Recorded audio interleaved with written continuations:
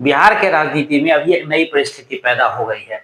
जिस प्रकार से दोनों गठबंधन अपने अपने पार्टनरों या सहयोगियों को लेकर के इस प्रकार से परेशानी उठा रहे हैं, उसे ये लगता है कि आगामी चुनाव में जो लोग अभी जिस पार्टी के साथ हैं, दोनों गठबंधन के साथ हैं, वो कंटिन्यू कर पाएंगे या नहीं कर पाएंगे, इस पर काफ़ी अभी आप कह सकते हैं कि वो अविश्वसनीय लग रहा है। वो इसीलिए क्योंकि सबकी दावेदारी इस बार चुनाव में देखें तो सीट की भागीदारी को लेकर के इतनी अधिक हो गई है, इतना उनका मन बढ़ गया है, यानी कि क्षेत्रीय दल का, कि उनको लगता है कि वो अगर उनके मन मुताबिक सीट दे दिया जाए तो जो मुख्य घटक हैं दल के, जैसे कि अगर एनडीए की बात करें तो नीतीश कुमार और बीजेपी के अलावा चिराग पासवान हो गए, जीतनराम मांझी हो गए, एलएसपी यानी कि उपेंद्र कुशवाहा की पार्टी हो गई।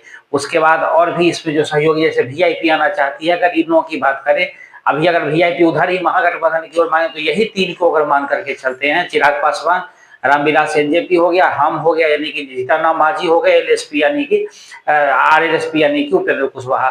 तो इन सबों की डिमांड है कि 30-30 सीट चाहिए कम से कम, और 40 सीट की डिमांड चिराग पासवान कर रहे हैं। तो ऐसी स्थिति में देखेंगे तो लगभग 120 से ज्यादा सीटों पर इनकी दावेदारी हो गई है। तो क्या जदयू और बीजेपी 50-50 सीट पर चुनाव लड़ेगी, ये एक देखने का विषय होगा। उसी तरह महागठबंधन में भी कांग्रेस इस प्रकार से 70 सीट की डिमांड कर रही है, आरजेडी खुद 100 सीट पर लड़ना चाहती है, तो 170 सीट तो इधर ही हो गया। 60 सीट की डिमांड मुकेश सहनी कर रहे हैं। इसके अलावा लेफ्ट में सीपीआई है, सीपीएम है, माले हैं, तो इन सबों को अगर मिला करके देखें तो इनकी भी डिमांड 40 सीट की है। तो ये बड़ा ही परेशानी का सबब बन गया है दोनों ही गठबंधन के लिए। इसके अलावा अभी महागठबंधन में जैसे देखें तो पशुपति पारस की एंट्री होने वाली है, वो भी 30 सीट की दावेदारी दिखा रहे हैं।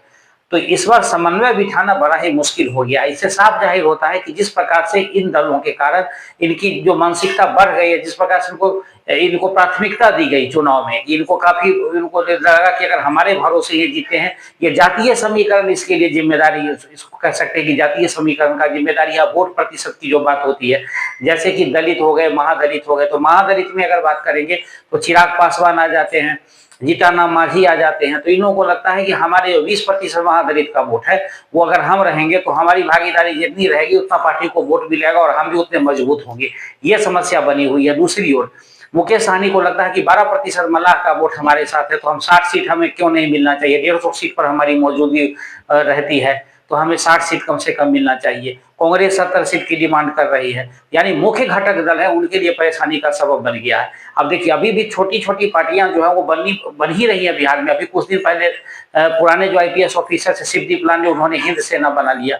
उसके बाद अभी गुप्ता जी एक आ गए हैं 5 साल से। तो इन तमाम चीजों को अगर देखेंगे तो बिहार की राजनीति में जिस प्रकार से अभी घमासान मचा हुआ है सीट शेयरिंग को लेकर के, उससे बड़ा ही आने वाले समय में दोनों ही दलों के लिए, चाहे वो महागठबंधन हो, एनडीए हो, उनको काफी मुश्किल हो रही है, उनको समन्वय बिठाना मुश्किल हो रहा है। हर किसी की दावेदारी इतनी बढ़ती जा रही है कि उनको लगता नहीं कि कैसे इनको मैनेज किया जाएगा। अब देखिए आज जैसे महागठबंधन की बैठक चल रही है, अभी उसके मुख्य घटक दल सब बैठे हुए हैं। अब उसमें अभी वीआईपी पार्टी के मुकेश सहनी शिरकत कर रहे हैं, और आप देखेंगे तो दिलीप जायसवाल से जाकर के वो रात के मतलब दोपहर माफ कीजिएगा रात के 2:30 बजे में जाकर के दिलीप जायसवाल से चुपचाप मिल लेते हैं। तो इसका क्या मैंने समझा, ये बार्गेनिंग कर रहे हैं, यानी कि इनको लगता है कि अगर हम जितना बार्गेन कर पाएंगे उतना हमको सीट शेयरिंग मतलब सीट ज्यादा मिल जाएगी, उतने पर हम चुनाव लड़ लेंगे। और इन पे आरोप भी लगता रहा है कि ये लोग सीट बेच लेते हैं, यानी कि उपयुक्त उम्मीदवार को ये सीट नहीं देते हैं, जिसके कारण से मुख्य घटक दल को घाटा उठाना पड़ता है, या जो उनके गठबंधन होते हैं उसको घाटा उठाना पड़ता है। जो उपयुक्त उम्मीदवार नहीं होते हैं उसको भी ये टिकट दे देते हैं पैसे के दम पर।